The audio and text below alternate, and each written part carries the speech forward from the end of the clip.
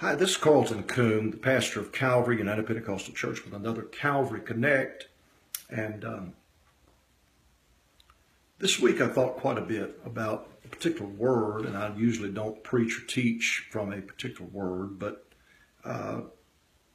Matthew chapter 3 and verse 1 says that John came, and he came preparing the way of the Lord. He came to the wilderness. And other translations of it, though, say John cometh. I kind of like the word cometh because it communicates present tense, where came presents past tense. And it reflects that he cometh to a place, he cometh to the wilderness, and he cometh in a particular time. This preparer of the way of the Lord came to a place, and he came to a time. Now, that word cometh shows up a lot in the scripture, 99 times actually in the Gospels, according to King James Version. And again, it reflects timing and it reflects location.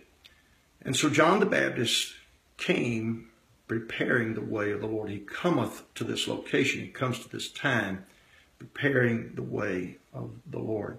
I wonder what it is that prepares God's way into our life. For some, it's sickness. For others, it's depression, loneliness, despair, maybe guilt and shame. But whatever it might be, there is a reality of the Lord coming into our life. The Lord cometh.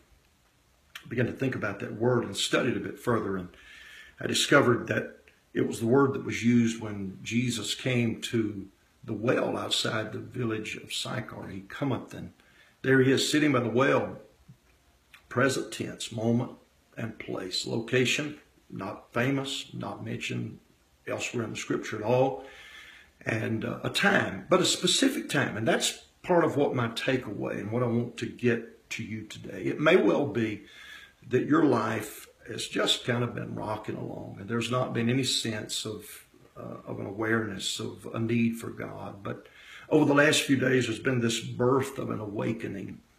And it's this moment in time that God's wanted to do something very special in your life. And he comes to this well, knowing the woman he was going to meet, knowing her infidelity, knowing the challenges of her life, knowing her failures. But he comes to this well at this moment in time and to this place. Jesus cometh specifically to meet with her. He knows you. He knows your dilemma. He knows your failings. He knows all of us at Calvary and our frustrations, disappointments with ourselves and with others. And he cometh into the reality of what we are and what our circumstance is. Same is true for when he went to the home of Jairus. He cometh to Jairus' home. Jairus' daughter had died.